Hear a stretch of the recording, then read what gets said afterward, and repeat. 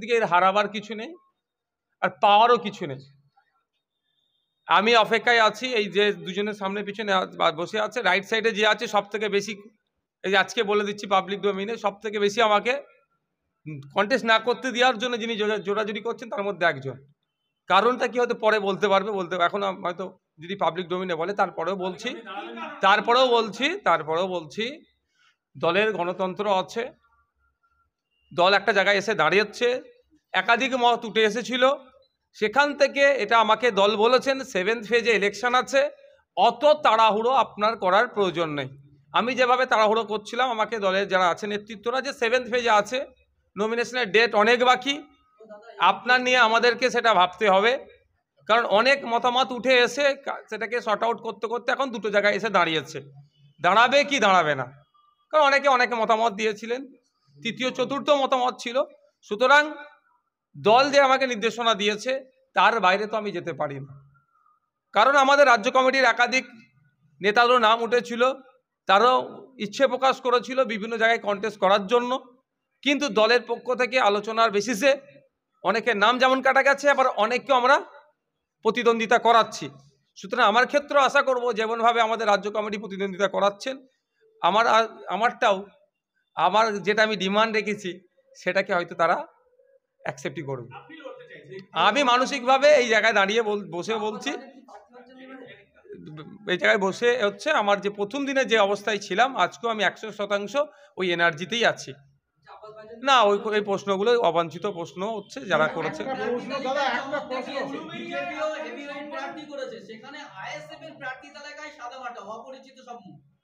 দেখুন, আইএসএফ তো লিডার তৈরি করতে চাইছে, পরিচিত মুখ দিয়ে কি হবে? পার্লামেন্টে গিয়ে টিকটক করবে?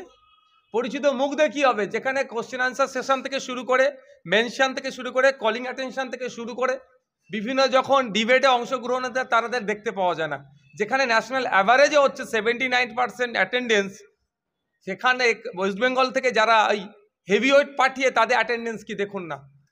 উপনির্বাচনে জয়লাভ করেছিলেন বর্তমান তৃণমূল কংগ্রেসের যিনি আবার তাদেরকে নমিনেট করছেন, আসানসোলের এমপি, ভারতবর্ষের মধ্যে যে কটা এমপি কথা বলেনি পার্লামেন্টে গিয়ে, একটা কথা বলেনি, তার মধ্যে আসানসোলের এমপি আছেন। তাহলে ওই ধরনের হেভিওয়েটে আমরা বিশ্বাসী নয়, আমরা বিশ্বাসী মাটির মানুষকে, তাদেরকে আমরা নির্বাচিত করে জনগণের জনপ্রতিনিধি করে আমরা পার্লামেন্টে পাঠাতে চাই।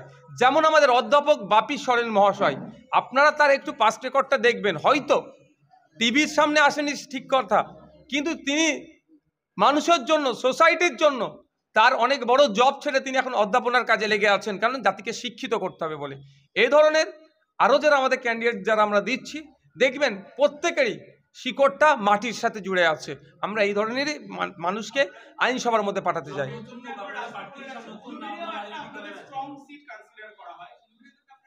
অবশ্যই শুধু নট অনলি উলুবেড়িয়া, আমরা যে জায়গাগুলো বলেছে বা মাস্টার সাহেব অনেক সিটের নাম বলেনি।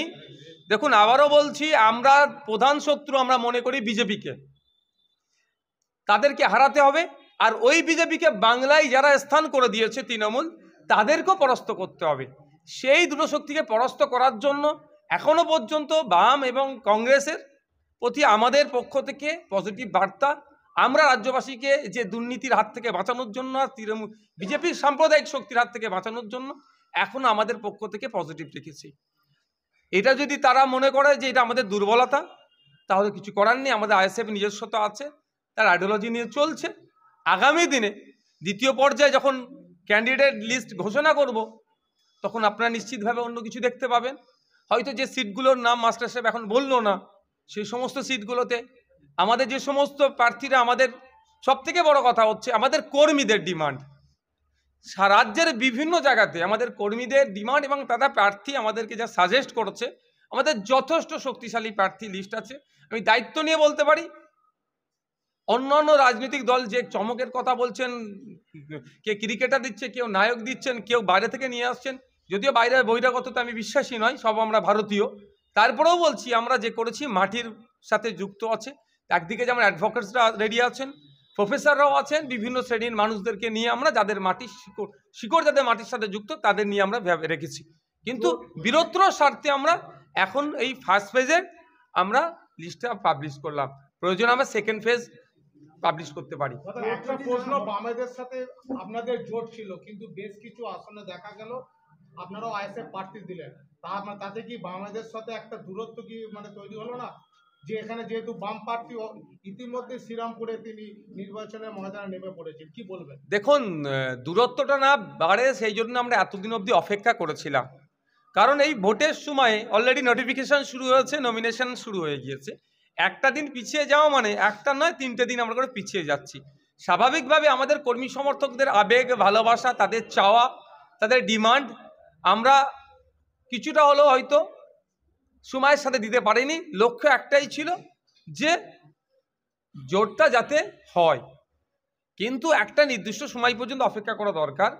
আমরা অপেক্ষা করছি। আমরা আমাদের পক্ষ থেকে ঘোষণার পরেও আপনারা লিস্ট দেখলে বুঝতে পারবেন যে দ্বিতীয় ফেজের ঘোষণাতেও আমরা আশা করব যাতে এমন না ঘোষণা করা হয় আপনার কথা অনুযায়ী যে লেফট দিয়েছে বা কংগ্রেস দিয়েছে সেখানে আমরা দিচ্ছি, এটা না হয়।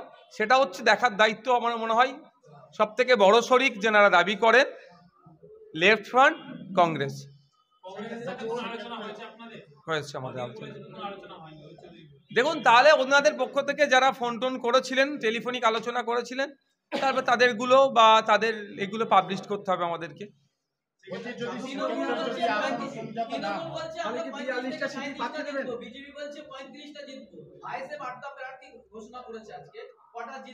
তৃণমূল আর বিজেপিকে বলুন আপনারা নিজেদের মধ্যে কটা সিটের আপনারা করে নিয়েছেন, ভাগ করে নিয়েছেন, আপনারা কটা সিট ভাগ করেছেন এটার কোশ্চেন আগে নিন। আর আমরা আমাদের পক্ষ থেকে যে কটা প্রার্থী দিয়েছি আমরা বুথ দখলও করবো না, বুথ জ্যামও করবো না, গণনা কেন্দ্র মারপিটও করবো না, মানুষের কাছে অ্যাপ্রোচ করব, মানুষকে বলবো আমাদেরকে ভোট দিলে পার্লামেন্টে পাঠালে। এই কৃষক বিলের বিরুদ্ধে যখন বিল পাস হচ্ছিল, যাদেরকে পাঠিয়েছিলেন তারা ঘুমাচ্ছিল এক প্রকার, তাদের আমাদের প্রার্থী আপনাদের যখন জনপ্রতিনিধি হবে এরা ঘুমাবে না। সিএ থেকে শুরু করে বিভিন্ন জনবিরোধী যে সমস্ত বিষয়গুলো আসছিল তার বিরোধিতা করার জন্য একজনই যদি আপনারা পাঠান, আর 8 জনকেই পাঠান, একজন পাঠালে যেমন ইনকিলাব জিন্দাবাদ তাকে বলতে হবে, আর 8 জনকেই পাঠালে বা আগামী দিনে যে কটাকে দেবো তাকে পাঠালে ইনকিলাব একজন বলবে, বাকিজন জিন্দাবাদ বলবে, মানুষের অধিকারের কথা পার্লামেন্টের মধ্যে বলবে। জিএম মার্বেল ওয়ার্ল্ড, স্বপ্ন আপনার, সঙ্গে আমরা। কম দামে ভালো মানের মার্বেল বা টাইলস মানেই জিএম মার্বেল ওয়ার্ল্ড, জেলার সবচেয়ে কম দামে হোলসেল ও রিটেল সাপ্লায়ার্স। বিস্তারিত জানতে ফোন করুন 7478405030 নাম্বারে। আপনারা দেখছেন বেঙ্গল টাইমস। প্রতিদিনের গুরুত্বপূর্ণ খবরের আপডেট পেতে অবশ্যই বেঙ্গল টাইমস ইউটিউব চ্যানেলটি সাবস্ক্রাইব করুন, পাশাপাশি ফলো করুন বেঙ্গল টাইমস ফেসবুক পেজটিও।